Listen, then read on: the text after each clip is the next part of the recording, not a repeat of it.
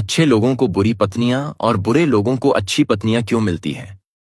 अक्सर हमें कई बार यह देखने को मिलता है कि अच्छे लोगों को जो सीधे सज्जन स्वभाव के होते हैं उन्हें दुष्ट स्वभाव वाली स्त्रियां मिल जाती हैं, और जो दुष्ट स्वभाव के लोग होते हैं उन्हें सीधी साधी आचरण वाली स्त्रियां मिल जाती हैं। ऐसा क्यों होता है? परमात्मा अच्छे लोगों के साथ अच्छे लोगों को क्यों नहीं मिलाता? क्यों सीधे सज्जन लोगों को दूषित चरित्र वाली स्त्रियों को मिला देता है? और जहां पति दुष्ट हो, मारने पीटने वाला हो, गाली गलौज करने वाला हो, नशा आदि का सेवन करने वाला हो, ऐसे लोगों को सीधी साधी स्त्रियां मिल जाती। दोस्तों, इस संबंध में मैं आपको इसके 2 कारण बताऊंगा कि ऐसा क्यों होता है। आइए इस धार्मिक कहानी के माध्यम से समझते हैं। दोस्तों, आपने महान दार्शनिक सुकरात का नाम तो सुना ही होगा, जिन्हें लोगों ने महापुरुषों की श्रेणी में रखा है। उनके जीवन की एक घटना मैं आपको बताता हूं। कहते हैं सुकरात जीतने सीधे साधे थे, उतनी ही उनकी स्त्री उनके विपरीत वाली थी और क्रोधमुखी थी। और याद रखना दोस्तों, जिस घर में बात बात पर क्रोधित होने वाली स्त्री हो, उस घर के पुरुष का जीवन नर्क से भी गया गुजरा होता है। उस घर में लड़ाई झगड़े क्लेश हर समय बनी रहती है।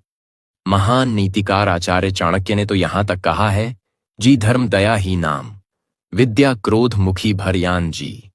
आचार्य चाणक्य कहते हैं, जिसे धर्म में दया की भावना ना हो, उस धर्म का त्याग कर देना चाहिए। जिस गुरु के पास ज्ञान ना हो, उस गुरु का त्याग करने में ही भलाई है। जिन भाइयों में प्रेम ना हो, उनको त्याग देना चाहिए।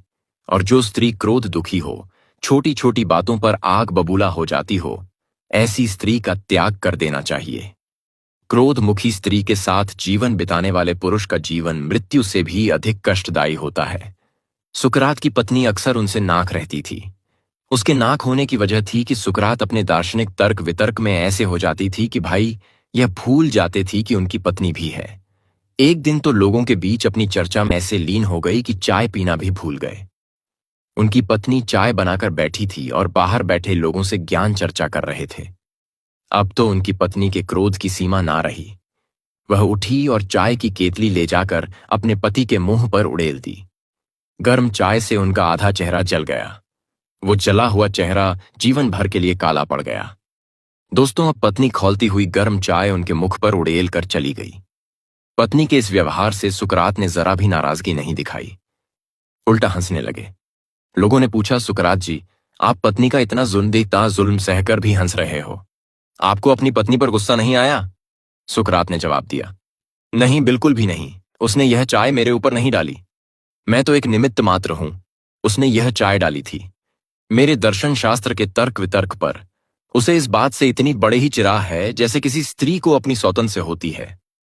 अगर दर्शन शास्त्र रूप से मिल जाए तो वह उसकी गर्दन काट ले, पर वह उसे मिल नहीं सकता, इसलिए उसने मुझे माध्यम बनाया। दोस्तों, तभी एक नौजवान वहां आया और वह सुकरात से पूछने लगा, श्रीमान, वैसे तो मैं अपना विवाह करने की बात सोचता हूं, पर जब मैं आप जैसे लोगों की स्थिति को देखता हूं तो पीछे हट जाता हूं। अब आप मुझे बताइए कि मुझे विवाह करना चाहिए या नहीं। आपको तो जिंदगी के बहुत सारे अनुभव हो गए होंगे। दोस्तों ने उस युवक की इस प्रकार पूछने पर सुकरात ने उससे कहा, बेटा, तुम्हें विवाह जरूर करना चाहिए। सुकरात का जवाब सुनकर लड़का बड़ा हैरान था। कहने लगा, यह बात आप कैसे कह रहे हो? आपने विवाह करके कौन सा तीर मार लिया? सिवाय क्लेशों के आपके जीवन में है ही क्या? आप और आपकी पत्नी के बीच में जो चल रहा है, मैं उससे अच्छी तरह वाकिफ हूं। आपकी पत्नी आपसे बिल्कुल भी खुश नहीं रहती। वो आपके साथ कैसा व्यवहार करती है, यह बताने के लिए आपका जरबा जला हुआ चेहरा भी है। और आप मुझसे कह रहे हो कि विवाह कर लेना चाहिए। आपकी पत्नी आपके साथ दुर्व्यवहार करती है। यह बात कितनी सही है?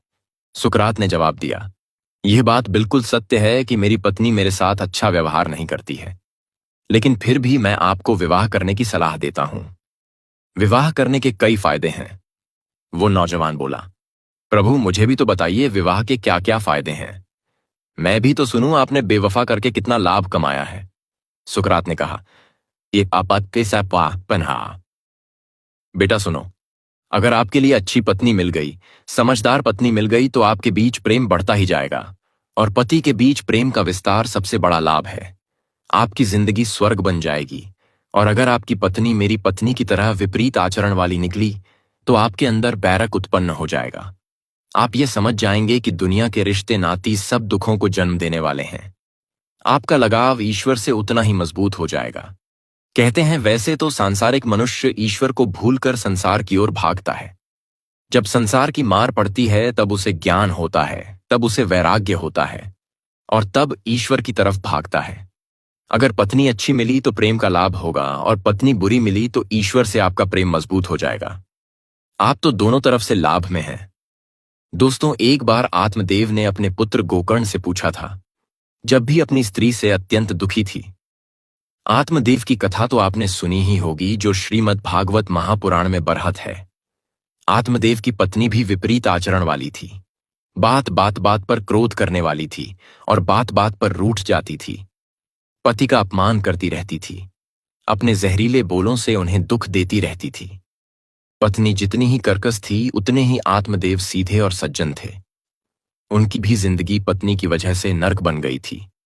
एक दिन उनके पुत्र गोकर्ण ने उन्हें उपदेश दिया, पिताजी जानते हो, अच्छे लोगों को दुष्ट पत्नियां, दुष्ट संतान क्यों मिलती हैं? इसके कुछ कारण मैं आपको बता रहा हूं। पहला कारण यह होता है उस आदमी का प्रारंभ। पूर्व के किसी जन्म में उस व्यक्ति ने किसी भी रूप में उस स्त्री को कष्ट पहुंचाया होगा जो आज उसकी पत्नी बनकर आई है। वह स्त्री अपना बदला लेने के लिए इस जन्म में आती है और कभी अपनी वाणी से, अपने शब्दों से, अपने आचरणों से, अपने कर्मों से उसे पल पल चोट पहुंचाती रहती है। यही संतान का हिसाब है। दूसरा कारण है उस आदमी पर भगवान की विशेष कृपा। जब भगवान को लगता है कि यह व्यक्ति बहुत अच्छा है, इसके कुछ पूर्व जन्म के पुण्य भी है, और यह व्यक्ति दुनिया में क्या कर रहा है इससे तो हमारे पास होना चाहिए। संसार की आसक्ति यू से उसका मन हटाने के लिए उसके जीवन में ऐसी पत्नी और पुत्र का आगमन होता है जो उसके जीवन को कष्ट और कलशों से भर देती है। तब उसी दुनिया से बैराग होता है और वह भगवान की शरण में चला जाता है, भक्ति का आश्रय लेता है और मोक्ष पाकर भगवान का प्रिय बन जाता है। इसी तरह अच्छी स्त्री के जीवन में दुष्ट पुरुषों का आगमन होता है। तीसरा कारण है अपनी अज्ञानता के कारण स्त्री हो या पुरुष, वह अपने पति या पत्नी को दुख देता है। कभी दूषित कर्म करके, कभी क्रोधपूर्वक, कभी अपमानित करके, कभी अपने चरित्र को बिगाड़ ढककर। ऐसा करके वह अपने ऊपर पाप चढ़ाता है और अपने अगले जन्मों को बिगाड़ टाश लेता है। कहते हैं अज्ञानता मनुष्य की स्वयं की सबसे बीड़ ही दुश्मन है। अज्ञान वस्तु दूसरे को तो कष्ट देता ही है, अपने लिए भी नरक का द्वार खोलता है।